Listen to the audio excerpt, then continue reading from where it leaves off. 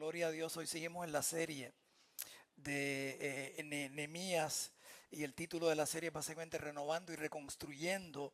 Y la semana pasada solamente hablamos de los primeros 4 versículos y como siempre he dicho, uno de los puntos de la semana pasada, yo creo que todos son importantes, pero la parte de un hombre común, y repito nuevamente, no hay hombres grandes de Dios, a Dios hay hombres con un Dios que grande, porque Nehemías era un hombre que común, un siervo, un copero básicamente, pero vamos a hablar un poquito más de eso hoy día, pero realmente no era profeta, no era sacerdote, su familia no venía de ninguna de las tribus de los levitas, etcétera, etcétera. Hombre que común que se puso a las manos de qué? De Dios. Y el versículo 4, que fue el que concluimos la semana pasada, es donde empezamos hoy día, cuando se entera de las malas noticias de lo que está ocurriendo en Jerusalén. Y recuerden un recuento bien rápido, Jerusalén entonces había sido saqueada por Babilonia. Esa es la época donde Daniel, cumpliendo la profecía, bien importante, porque ahora cuando vemos, si usted ve el mapa donde están ocurriendo los terremotos, los tsunamis y todo lo que está ocurriendo al mundo, y si ve los mapas, es como si fuera alrededor de qué? Del mundo. Mucha gente cuando ocurren estas cosas siempre van, pastor, estamos en los últimos días, y empiezan a qué? A preocuparse. Y como decía el miércoles, básicamente, yo me voy en el tren de las 3:30. Lo que ocurre en Tampa no importa, yo tengo mi pasaporte listo. Lo importante es los tiempos finales, ya comenzaron desde el tiempo que Jesucristo ¿qué? Se fue. Eso básicamente siempre debemos tener la oportunidad de que estamos ¿qué? En los tiempos finales. El punto no es si viene la semana que viene o el mes que viene, de aquí 1 año, 2 años. El tiempo es para que a estas personas que usted le está hablando, ¿estás tú listo? Le has entregado tu vida a Cristo, porque nuevamente la Biblia es increíble. Todo lo que está escrito no solamente está ocurriendo, ha ocurrido, ¿va qué? Va a ocurrir. Y por eso cuando vimos básicamente que entonces Nabucodonosor sitia y hace tráfico humano con los jóvenes más sabios de Babilonia, los mueve acá, y en ese tiempo Daniel se da cuenta que iban a estar ¿qué? Cautivos por 70 años, porque ya había sido escrito ¿por qué? Por la palabra de Dios en Jeremías, 70 años, por lo cual la oración no es para cambiar la mente a Dios, o para que entonces saber lo que Él responda a nuestra oración, es para alinearnos a quién, a Dios. Por lo cual la oración de Daniel básicamente fue, bueno, vamos a estar aquí ¿qué? 70 años. Por lo cual, como ya yo sé basado en la palabra lo que va a ocurrir, entonces yo oro para alinearme dentro de este gobierno de Nabucodonosor y hacer tu voluntad aquí en la tierra. Se pasan los años, se reconstruye y viene Zorobabel, si no me equivoco, viene y reconstruye que el templo, lo primero que hace que en Jerusalén, el templo, porque el templo es la presencia de ¿qué? De Dios. Pero después vino Esdras, vino a ser que el profeta durante esos años después, algunos 70 años, no habían pasado todavía, cuando entonces él viene a traer que la palabra que de Dios, porque un templo sin palabra no significa que nada, que es la palabra de Dios. Pero entonces lo que está ocurriendo en este tiempo es que Nehemías se entera que básicamente sí el templo está reconstruido, que Esdras sí estaba ahí, pero que básicamente el muro estaba ¿qué? Caído.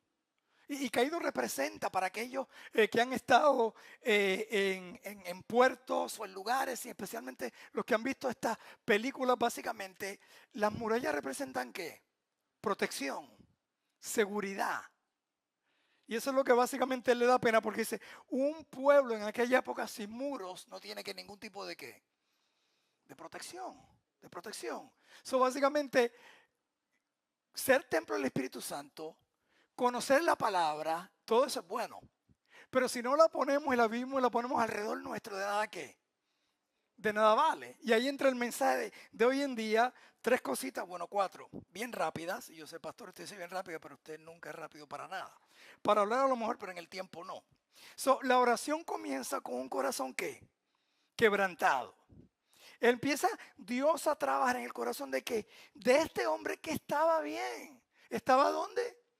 En la capital, en el palacio. Eso incluía seguro médico, plan de retiro, vivía en el palacio y una posición importante. Es importante porque no era porque tenía título, Porque era un hombre de qué? De confianza. Está hablando, si alguien quiere matar al rey, acércate a qué? Al copero.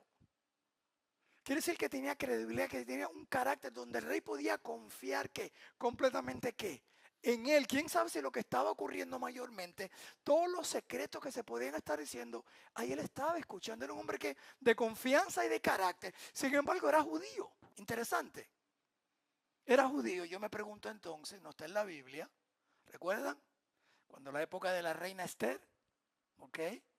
Aún bajo este reino, los judíos tenían que buen nombre por el testimonio de Esther y por el testimonio del tío de Esther, Mordecai, que fue el que básicamente fue honrado por el rey, porque él fue el que avisó al rey de un atento contra qué, contra su vida.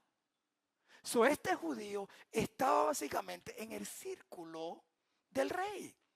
Entonces, la oración primeramente comienza con el carácter de Dios. So prayer starts with the character of God. Es una oración que adora. Mira cómo comienza. Te ruego, oh Jehová, Dios de los cielos, fuerte, grande y temible, que guarda el pacto. No es una oración de pánico. ¿Es una oración de qué? Teología en rodillas. Era una oración primeramente personal. Jehová. El nombre de Jehová, Yahweh. Mi Dios. Mi Señor. Mi Salvador. Te hago esta pregunta. ¿Es Jehová tu Dios? ¿Tu Señor? ¿Tu Salvador? Porque estábamos cantando un momento que Él gobierna sobre toda ¿qué? Creación. La pregunta es la siguiente. ¿Gobierna Él sobre qué? ¿Sobre tu vida? Porque podemos cantarlo. Dice que todas, aún las estrellas adoran ¿qué? A Dios. Pero no el hecho de hablar, sino realmente Él gobierna tu vida. Él es el que guía ¿qué? Tu vida. Él es tu Jehová. Y lo segundo que dice ahora, Dios soberano. Dios de los cielos. Dios creador. Refiriéndose a qué? A su creación. Básicamente, a su soberanía. Tú estás en control ¿de qué? De todo. Y le dice entonces, tú eres todopoderoso, fuerte, grande y temible. Y finalmente oro en Dios ¿qué? Fiel. No solamente un Dios personal, soberano, poderoso, sino fiel, que guardas el pacto y la misericordia. Si notan esto, no sabemos muchas veces el Padre Nuestro de memoria, ¿verdad? Y nota esto, aún Dios dando su bosquejo, porque no es necesariamente una frase, una religión, una oración a seguir, es un bosquejo, es una idea del orden. Y fue básicamente petición de los discípulos. Fíjense que los discípulos nunca le dijeron a Jesús, enséñanos a hacer milagros. Oye, enséñanos a hablar, porque cada vez que tú hablas, qué elocuente tú eres. No puede ser un taller de cómo hablar mejor, de cómo usar mejor las parábolas. No puede ser un taller de cómo hacer sanidad y poner las líneas en sanidad y asegurarse que estén todos en línea. No. Ellos se dieron cuenta de algo, que cada vez que Jesús se separaba a orar, a hablar con su Padre y regresaba, los ciegos veían, los cojos andaban, los muertos resucitaban, la tempestad se calmaba. Hello. Pues básicamente ellos pusieron, él entra a este closet y cada vez que sale las cosas que cambian. ¿Qué es lo que hay? ¿Comunicación con quién? Con Dios. Enséñanos a orar. Enséñanos a hablar con quién. Con el Padre. Y comienza Padre nuestro. Una pregunta. ¿Es Él tu Padre? Tenemos esta noción de que todos somos hijos de Dios. Y yo no sé de dónde sacan eso, porque eso no es lo que dice la Biblia. La Biblia dice en Juan 1, a los suyos vino y los suyos ¿qué? No lo recibieron. Está hablando de que a su pueblo, a su gente, mas el que lo recibió les dio el poder, la potestad de ser hechos hijos ¿de qué? De Dios. No por voluntad humana, ni por sangre, ni por carne, sino por ¿qué? Y la palabra que usa es porque una transformación, básicamente, de ser hijos de Dios, una metamorfosis. Fuimos engendrados. Y eso es lo que más adelante le explica al fariseo, a Nicodemo, que le está diciendo entonces, a menos que tú nazcas de nuevo, no vas a ver el reino de Dios. Le está diciendo un religioso, más religioso que nosotros mismos. 2 horas diarias en la iglesia, 2 días de ayuno, tener que saberse la Biblia de memoria o cargar en una cajita el Pentateuco aquí. Y le está diciendo, tú tienes que nacer de nuevo, refiriéndose nuevamente a Juan 1. Entonces, ¿esto es una idea de que todos somos hijos de Dios? No, todos somos ¿qué? Criaturas de Dios. Pero hay una diferencia y la palabra es engendrado, es un nacimiento. Tiene que haber algo que ha ocurrido para entonces eso producir algo. Referir. Alguien, yo puedo venir y, bueno, yo no, ¿verdad? Pero un ejemplo, supone que yo fuera, ¿cómo se llama alguien que, hermano Nelson, que solda? ¿Soldad? Sí, porque yo pensé que no es soldado, porque soldador, ok, un soldador, o sea, y ejemplo, Nelson puede hacer esto, pero hay una diferencia entre Nelson y los hijos de su Nelson. Y los hijos de Nelson, ¿son hijos de qué? De Nelson. ¿Fueron engendrados por quién? Por Frances, por su esposa. ¿Y vienen de quién? De Nelson. ¿Están viendo la diferencia? Esto es creación. Aquellos son hijos, básicamente. Eso es la pregunta, ¿has nacido tú de nuevo? ¿Has nacido tú de nuevo?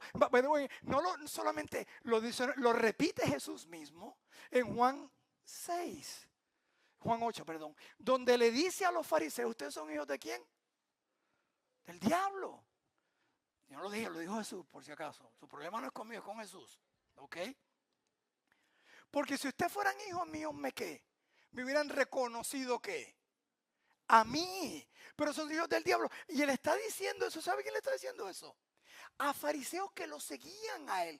A religiosos que habían supuestamente creído en él como maestro, pero no como salvador. Lo dice el pasaje. Porque solamente tenemos 2 padres. No lo digo yo, lo dice la Biblia. Dice, wow, pastor, usted me está tratando de decir a mí que mi padre es el diablo. No, yo no, Jesús. Yo siempre estoy diciendo que Jesús dijo. Porque nuestro nacimiento original es en Adán. Nacemos ¿qué? En pecado. Y quiero ser bien claro, porque entonces esta oración, Padre nuestro que está él. No. Is he ain't your father? Yo no sé ustedes, pero el hijo del vecino me puede pedir todo lo que quiera. Yo no tengo que responderle. ¿Ves dónde tu papá? I don't know you. Esa es la diferencia. Pero noten esto, no solamente Padre nuestro que está donde en los cielos. Santificado sea ¿qué? Tu nombre, o sea, glorificado, exaltado. Hágase tu voluntad aquí en la tierra como se hace ¿dónde? En el cielo. ¿Ustedes han visto la oración? ¿Dónde está la persona en esa oración? No está en ninguna parte. Está al final de la oración 2 cosas. Y lo voy a mencionar más adelante. El pan nuestro, fíjense. ¿Y para qué el pan? Porque básicamente la razón de la oración Padre nuestro que estás en los cielos, te glorificamos, te exaltamos, te alabamos, y por eso es lo que estamos cantando, te damos toda honra y toda gloria. Para que tu voluntad sea hecha ¿qué? En mi vida. En la tierra, porque ¿quién puede hacer la voluntad de Dios en la tierra? Pues el que es cristiano. El mundo no la va a hacer. Es uno que la va a hacer esa oración. Entonces, reconociendo quién es él, el carácter de él entonces nosotros nos alineamos que a él. Eso comienza que con el carácter de quién? De Dios. Y es lo mismo en cualquier conversación. Si yo voy a hablar con un abogado de algo legal, yo no empiezo con mis problemas, yo pienso que este abogado, que esta persona, ¿por qué? Ayudarme. Y yo no decirle qué es lo que tiene que hacer y cómo tiene que hacerlo. Sino le estoy explicando a él para que entonces que él sepa lo que tiene que hacer, pero es pasado en la persona. So, la oración eficaz no empieza con mi problema, empieza con la grandeza de ¿quién? De Dios. Por eso es que David fue tan valiente.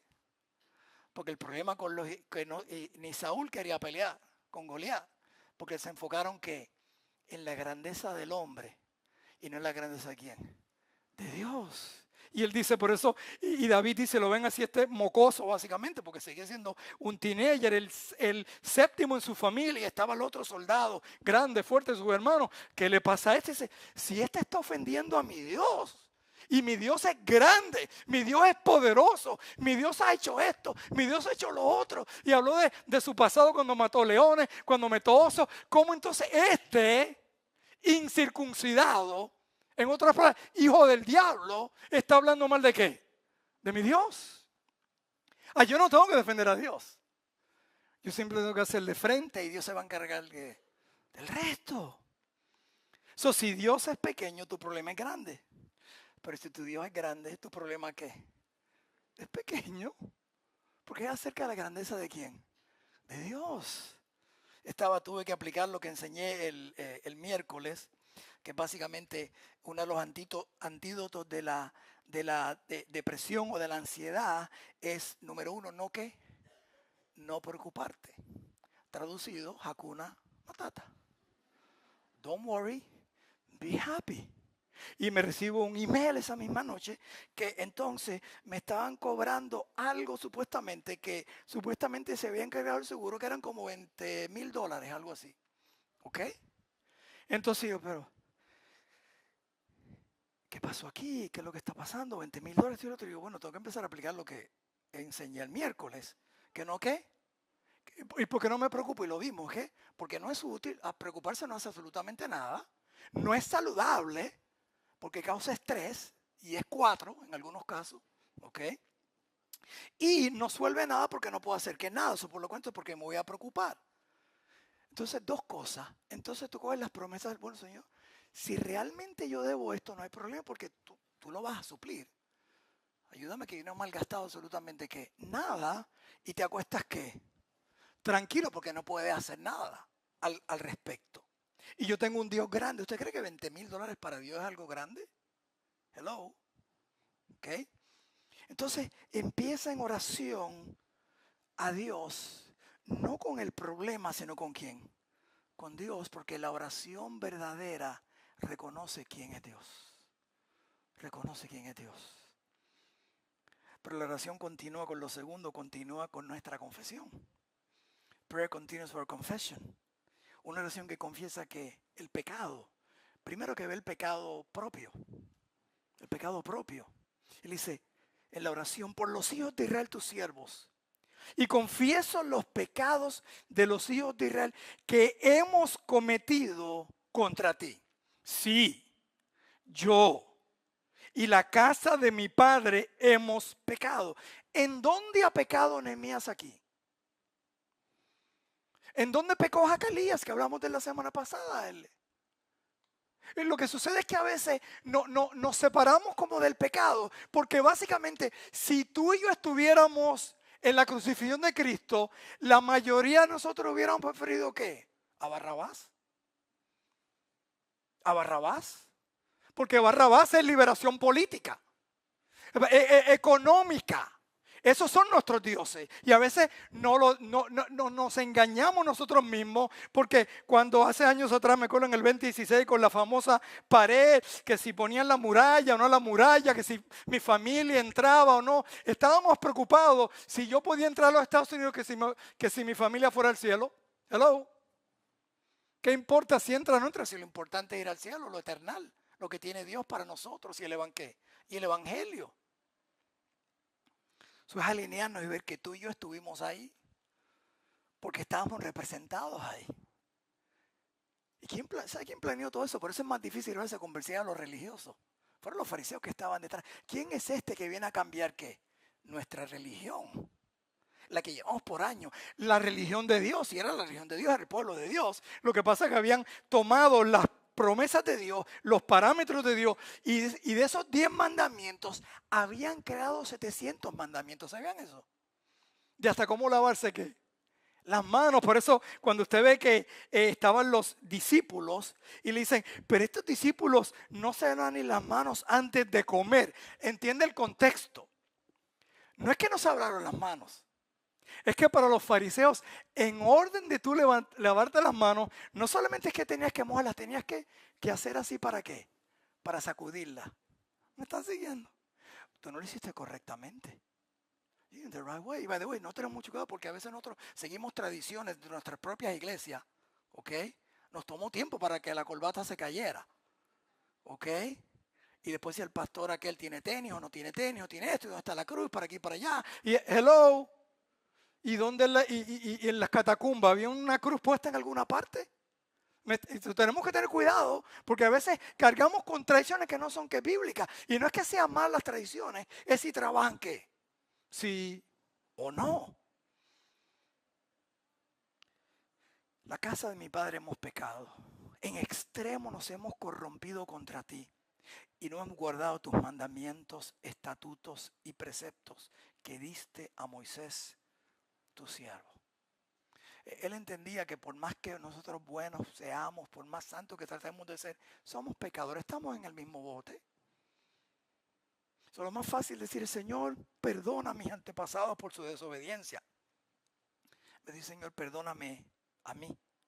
Porque Dios no usa personas que perfectas, Él usa gente que está quebrantada, que reconoce su necesidad espiritual. Por eso la bienaventuranza comienza con bienaventurado el pobre en espíritu. Y la palabra no es pobre, ahí vas en bancarrota.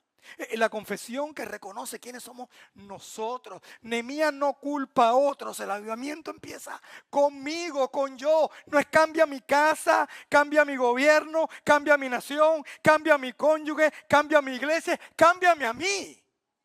Cámbiame a mí. Porque si tú quieres avivamiento en alguna parte de tu vida, tú haces un círculo y te sientas ahí para que Dios te cambie a ti.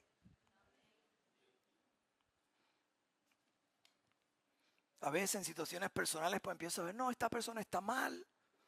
Obviamente mi esposa nunca está mal, correcta, no discutas con una mujer.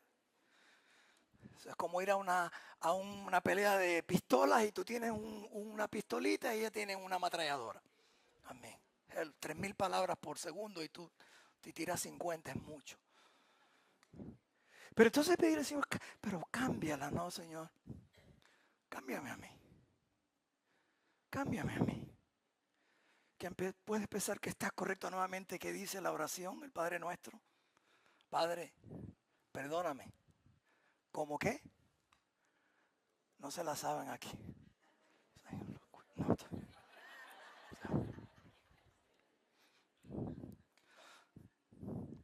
No estoy mofando ni nada de eso, ¿verdad? Y esto no es agua bendita en el momento que me la tome, pero ahora mismo no es agua bendita. Porque es de bendición para mí. Perdona nuestra deuda. ¿Cuál fue la primera? Perdona nuestra deuda. ¿Cómo? ¿Cómo no de comer? Sino como yo perdono qué, lo debe los otros. Esa es la parte de la oración. Entonces, para entonces entrar con él, reconocer, ¿sabes qué? Así como yo he fallado, ¿ok? ¿Cuántas veces nos hemos molestado? Aquí puede levantar la mano. Cuando alguien nos hace un corte de pastelillo, eso se llama en Puerto Rico, no sé, en Cuba no hay corte de pastelillo, con todo respeto, porque no hay mucho carro para cortar, pero está bien, ¿ok? ¿Cuántos nos hemos molestado? ¿Y quién es este tipo para meterse así? Bueno, casi siempre es una dama, pero no quiero mencionar eso, ¿verdad? Y no está, ¿verdad que nos molestamos, verdad? Hasta que de momento el Espíritu Santo me dice, ¿y cuántas veces tú te has metido al frente de alguien sin que te diste cuenta? Hello. Y nos olvidamos realmente y nos molestamos. ¿Y qué le pasa a este que se metió al frente y no sabe guiar y esto y el otro para aquí y para allá? Y nos damos cuenta, ¿y cuántas veces yo he hecho lo mismo? Pero nuestra deuda, así como perdonamos a nuestros deudores. 3 características de una confesión es que es persistente.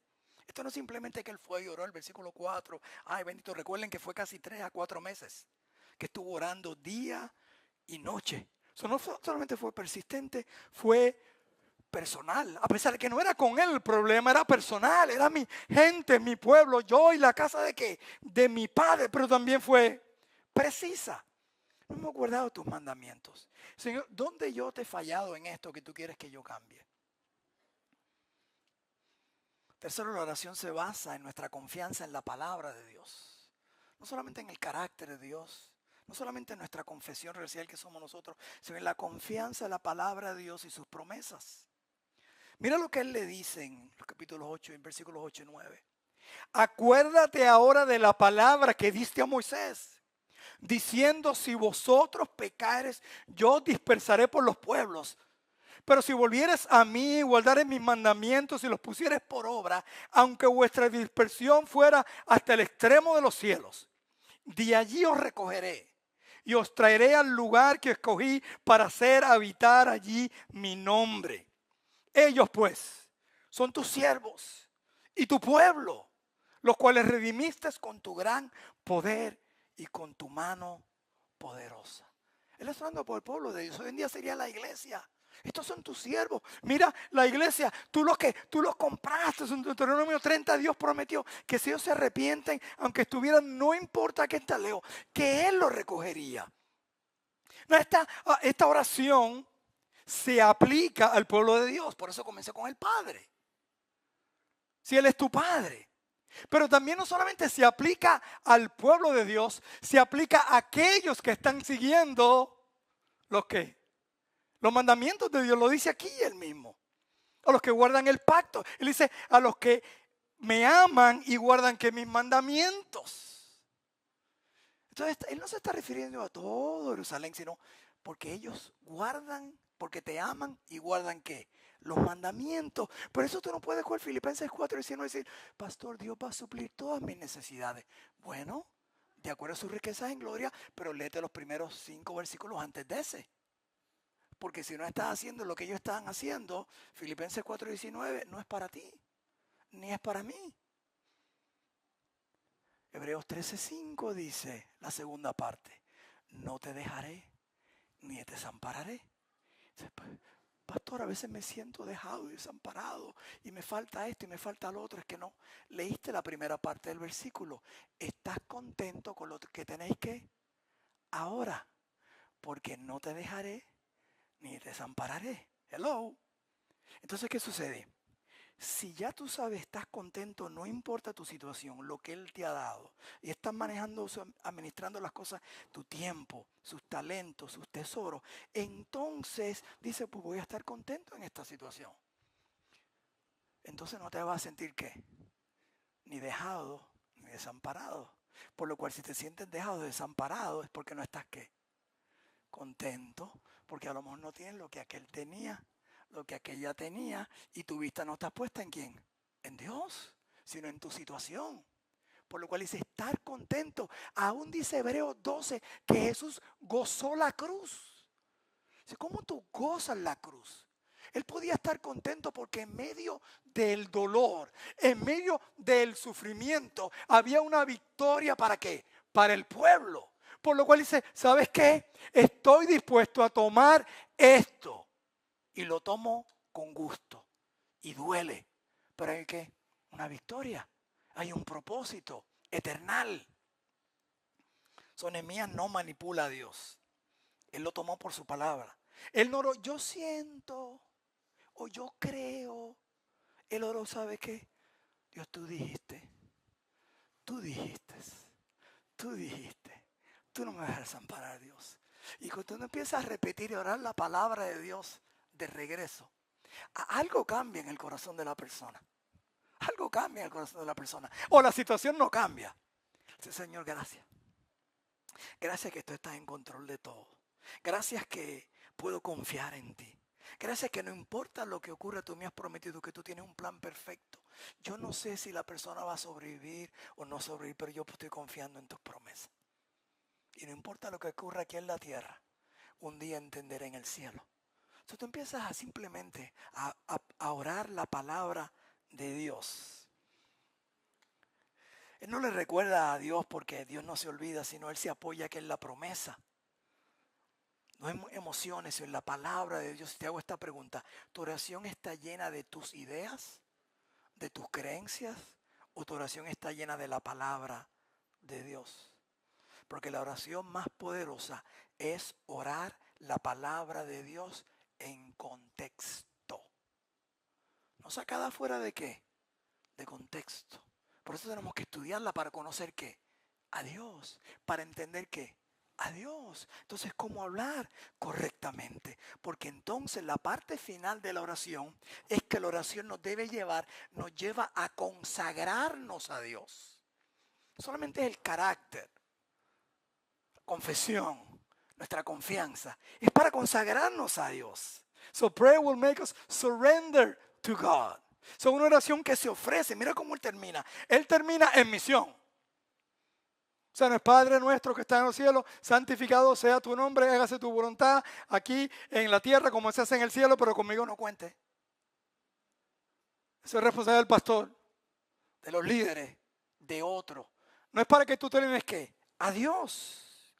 Te ruego, oh Jehová, esté ahora atento tu oído a la oración de tu siervo y a la de tus siervos, quienes desean reverenciar tu nombre.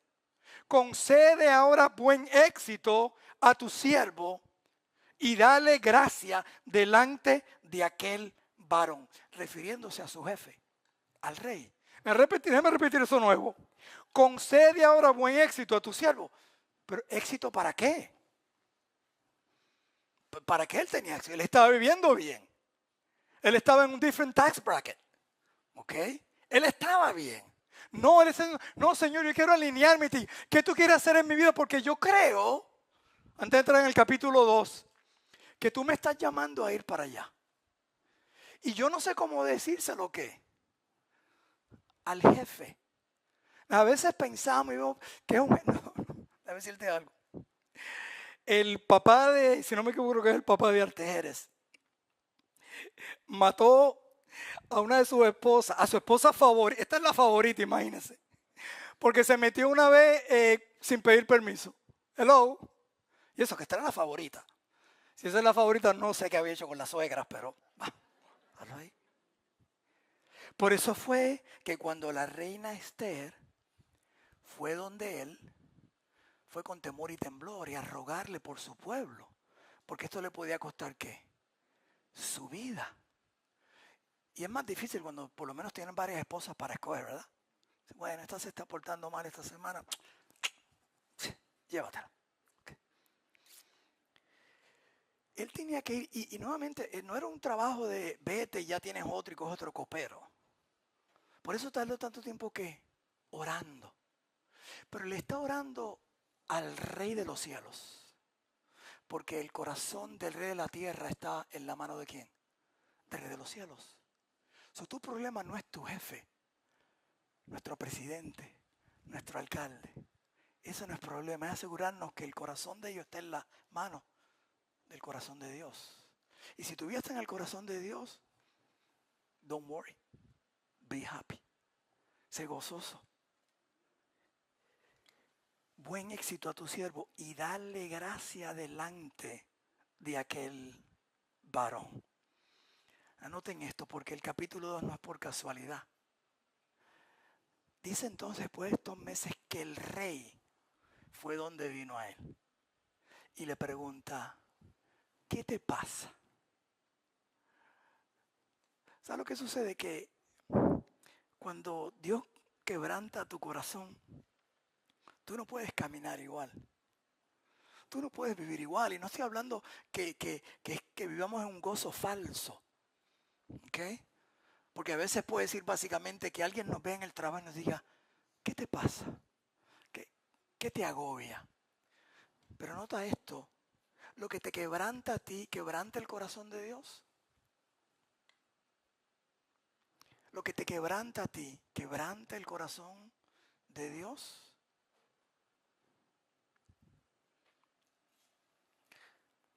Nehemías no solo ora por consuelo, él ora por comisión. Su oración termina en acción y Dios no nos quebranta solo para llorar, sino para usarnos y para enviarnos. Lo primero que hice, una de las cosas, así como hice con lo de Venezuela, le pregunto a alguien, ¿vamos a ir? Y cuando digo vamos a ir, no es que yo diga no voy a ir porque yo realmente en estas manos no limpian ni los platos. Digo, ¿hacer qué? Y no es que esté dispuesto a hacer qué, pero básicamente, ¿qué hace falta? Hace falta dinero, hace falta, y especialmente ahora en Colombia tenemos un pastor que tenemos relación con él en Cali, y la pregunta básicamente hablé con el pastor Álvaro de Misiones, hacemos un equipo para ir. ¿Qué necesita? Dice, no hay suficientes voluntarios. Necesitamos alimentos, necesitamos, entonces, el punto es que tú estés dispuesto, Señor, a ir. No para estar ahí en el show como un pastor, mi amigo mío venezolano, no, quiero ir para allá y esto. Y le digo, si tú nunca has hecho un trabajo en tu vida, no. Pero en el sentido no es el hecho de ir y hacer algo. No siempre es estar presente. A veces no hace falta nuestro tiempo ni nuestros talentos. Hace falta nuestros tesoros, puede ser. Además de nuestras oraciones. Son tres características. Dios no nos quebranta no para llorar, sino para enviarnos. 3 características de este siervo. Se identifica como siervo. Dice, ellos son tus siervos que tú rescataste. Segundo, pide misericordia, está atento a la oración de tus siervos. Porque nota esto, él está orando hacia el corazón de Dios. A lo que le duele ¿a quién? A Dios. No simplemente lo que le duele a él, sino lo que le duele ¿a quién? A Dios. Por eso en el Salmo 37:4 dice, deleítate en el Señor y Él te concederá las peticiones de tu corazón. Ahora, si tú sacas eso fuera de contexto y lo haces al revés, Señor, yo tengo estas peticiones en mi corazón. Yo quiero que tú me las contestes. Hello. No. Tienes que virarlo la tortilla al revés. Cuando tú te deleitas en las cosas de Dios y tú quieres las cosas de Dios, Él cambia tu corazón. Para cuando tú le pidas basado en el corazón de Él, no en tu corazón. Cuando hacen lo he dicho muchas veces, pero es impactante, cuando hacen un cambio de corazón abierto, ¿okay? Toman el corazón nuevo y toman y sacan el corazón que está malo. Pero hay algo porque tienen que ir al ritmo, ¿ok? Al ritmo, ¿ok? El corazón americano va un poco más lento, no como el hispano, ¿verdad? Agua en el café. Pero lo que es interesante es que básicamente toman este corazón nuevo. Yo creo que en el caso de Dios es un poco diferente. Porque se supone que el corazón que saque, que este corazón cambie el ritmo. Para que el cuerpo, como es como una computadora perfecta, increíble, yo no sé cómo la gente piensa que venimos del mono. Bueno, ya entiendo por qué. Ok. Hello. Es como una hija que le dice a la mamá, mami, pero ¿de dónde venimos? Y le dice, bueno, venimos de Dios, Él nos creó. ¿Y por qué papi dice que venimos del mono? Dice, bueno, esa es la parte de la familia de él. Ok. Pero yo creo que Dios lo hace diferente, porque entonces lo que hace es que este corazón no está en ritmo. Y lo tiene como en ritmo para que caiga bien en el ritmo del cuerpo.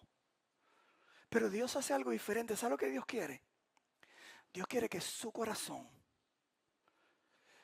que sea el corazón del que cambie ¿qué? Nuestro ritmo de vida, nuestra forma de pensar. Y empieza a trabajar. Entonces ya tu oración no es la misma. Mi primera oración, Señor, te entrego todo a ti, pero no me envíes para el África de misionero. Eso no es una oración del corazón de Dios. Señor, aquí estoy donde tú quieras que enviarme. Pero Señor, ¿por qué mi hijo se tiene que ir para la India de misionero? No lo puede enviar a España, Italia, Hawái o esos otros lugares. Su misericordia, esté atento a tu oído la oración de tus siervos. Y pidió éxito con propósito. Concede ahora buen éxito a tu siervo y dale gracia delante del rey. Toca el corazón del rey antes de yo hablar. Haz tú el trabajo. Haz tú, pon en él, yo quiero ver señal en él que algo ocurra, porque lo que yo le voy a pedir tiene que venir ¿de quién? De ti y no de mí. Que no sean mis planes, mis métodos, los pongo ¿qué? En tus manos, en tus manos. Y tenemos que hacer como hizo exactamente que Isaías. Heme aquí, Señor, envíame a mí, hágase tu voluntad. Anota esto, el pan nuestro ya está pago de cada día. La única razón que tú necesitas pan aquí en la tierra es para hacer la voluntad ¿de quién? De Dios tu Padre. Y a veces, no lo coja mal. Ay, pastor, ore por mi salud, que estoy mal, y para aquí, y para allá. Vamos a orar, no oramos. Pero mi pregunta es, ¿tu cuerpo le sirve a Dios? ¿O es para tú sentirte mejor? Para tú estar más cómodo. Pastor, ore por mis finanzas. Tus finanzas son finanzas de Dios. Porque si no estás pidiendo una oración, ¿qué? Para ti, no para Dios. Señor, por mi transportación. Tu transportación es porque sirves a Dios, traes gente a la iglesia, invitas a la iglesia, está llevando comida a alguien, está dando al necesitado. Porque si no, entonces tu oración no es para quién. para ti o son para Él de acción? Esa es la pregunta. 4 meses en los meses que estuvo en el capítulo 1 hasta el capítulo 2. A veces vemos la Biblia como si fuera un día para otros. Son unas preguntas. Antes que las ruinas vengan, ¿me quejo o me arrodillo?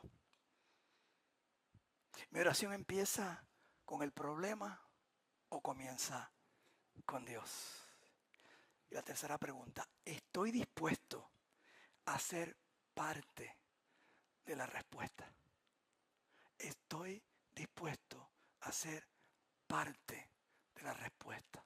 Yo me hago esta pregunta y una vez dice, si tú estás dispuesto a pararte en una línea de una clínica de aborto, te hago esta pregunta, porque muchos de esos que se paran y yo no sé si son cristianos o no, porque lo que están poniendo en esos carteles no representa a un cristiano. Deberían decir, quiero orar por ti, comprendo por lo que estás pasando, no entiendo todo, quiero darte un café, quiero conversar contigo, Dios te ama. Hello, ¿me están siguiendo? Y cuando hablo en el amor, estoy hablando del amor general, no el amor de hijo todavía, pero en el sentido de que yo no sé el futuro de esa persona, porque es bien fácil decirle a una joven de 16 años, 17, 18 años o 15 años que estás cometiendo asesinato. Pero la pregunta, ¿estás tú dispuesta a tomar esa criatura? Hello. ¿Estás dispuesta a buscar un lugar donde pueda estar esa criatura? Hello. Porque nosotros decimos, Señor, ¿qué tú quieres que yo haga? ¿Qué tú quieres que yo haga al respecto? Porque así comienza ¿qué? Todo ministerio. Nehemías no ora, bendice la obra de alguien. Nehemías ora, úsame. Amén. Toda oración genuina por las ruinas que vienen deben acabar. Señor, aquí estoy, úsame a mí. El carácter de Dios nos lleva a la adoración porque pone a Dios en su lugar, en su trono. La confesión nos pone a nosotros en nuestro lugar, realmente quiénes somos ante Dios. Y la confianza pone la palabra de Dios en su lugar como nuestra guía. Y la consagración nos lleva, ¿sabe qué? A estar disponibles a Dios. Y esa es la oración de Nehemías antes de comenzar cualquier cosa. Y la razón por qué hoy día es famoso, un copero. Él es famoso no porque él fue grande. Él es famoso porque se puso en las manos de ¿qué? De Dios. Estaba celebrando, aprovechando que mi esposa tenía unas reuniones en Jacksonville del retiro de las damas el próximo año, y aproveché para celebrar nuestro 43 aniversario. ¿Okay? Sí, yo sé que están sorprendidos. Me casé a los 10 años de edad. Mi esposa tenía 5. Y mientras estaba allá, me vino a la mente una historia que había leído, una anécdota. No sé si es historia. Vi los muros del fuerte que hay en Jacksonville. Pero otro lugar que fui, me vino esto a la mente, y fue cuando había una conversación de un capitán, no sé cómo se llaman los capitanes marítimos, algo así, que empieza y no sé cómo dicen hoy en día, Mayday o lo que fuera, empieza a hablar con supuestamente otro barco y le dice, ok, necesito, que te muevas de lugar. Porque voy de camino directo, el barco me está dirigiendo de camino hacia ti. A la cual le responde el otro y le dice, es que en estos momentos no puedo moverme. ¿Ok? A la cual el capitán insiste, tienes que moverte. ¿Ok? Y él le dice, insiste nuevamente, responde, no me puedo mover y no me voy a mover. El capitán dice, es que tú no entiendes que yo soy un megabuque. ¿Okay? ¿Qué significa eso? No es Bukele el de El Salvador. ¿Okay? Un megabuque puede cargar hasta 240,000 toneladas y hasta 24,000 contenedores. Soy un megabuque y esto es lo que peso y voy directo. Tienes que moverte. A la cual finalmente la persona le responde y dice, no puedo moverme porque yo soy el faro. y estaba en el faro de San Agustín. Y me puse a meditar en el acta, me vino a mi mente. Porque a veces le oramos hacia Dios. Yo tengo esta carga. Yo tengo este peso. Yo necesito que te muevas y me hables, a la cual Dios te dice, no puedo, yo soy inmovible, yo tengo un plan perfecto y yo estoy para dirigirte y yo quiero ser tu luz, no simplemente un camino. Y yo espero que cuando oremos esta semana, digamos, Señor, esto es lo que peso ahí en mi vida. Estas son las preocupaciones que a veces te carga personas, porque había más de 100 supuestamente personas en este buque como empleados. Y venimos y pensamos que traemos la carga a Dios basado en lo que está ocurriendo. En vez de simplemente entender que Él quiere ser nuestro faro y que quiere guiarnos. Para entonces dirigirnos a lo que Él quiere hacer en nuestras vidas. Porque oración es basada en el carácter de Dios. En nuestra confesión, alinearnos a Él. A confiar en sus promesas y en su palabra. Y a consagrarnos y decirle, aquí estoy, Señor. Úsame a mí para hacer tu voluntad aquí en la tierra. Entonces así el Padre nuestro significa algo. Porque si no, significa simplemente un rezo, una oración. Padre, gracias por tu palabra. Gracias por Nehemías. Gracias por su ejemplo para nosotros. Gracias que tú usas a cualquiera. No era un sacerdote, no era hijo de sacerdote, no era un levita, no era un profeta. Era simplemente un copero. Que tú rompiste su corazón, que tú quebraste su corazón. Quiebra nuestros corazones, Señor. Nos quiebra, tenemos hijos, familiares, cónyuges, compañeros de trabajo que no te conocen a ti, que están en un terremoto espiritual, que no esperemos al final cuando algo ocurra y ya no tengan vida ni haya esperanza. Rompe nuestro corazón, nuestro horario, lo que tengas que hacer, nosotros, Señor, yo no sé lo que vas a hacer, pero quebrántame. Que mi corazón duele por lo que tú dueles, para entonces ser los siervos. Y en esta oración medita en esto. Nehemías nunca quiso ser líder. Nehemías simplemente quiso ser un siervo. Y de lo cual hoy en día la mayoría de los libros escritos acerca de Nehemías es acerca de liderazgo. El liderazgo. Padre, tú no estás buscando líderes, tú estás buscando siervos. Y tú fuiste el siervo que tú mismo dijiste, yo no vine para ser servido, sino para servir. Y para dar su vida en rescate por muchos en la cruz del Calvario. Gracias por tu servidumbre, por tu liderazgo. Y ayúdanos a ser tus siervos. Y simplemente así orar como oró Nehemías, un hombre común, pero quebrantado por tus cosas. Si nos ponemos de pie.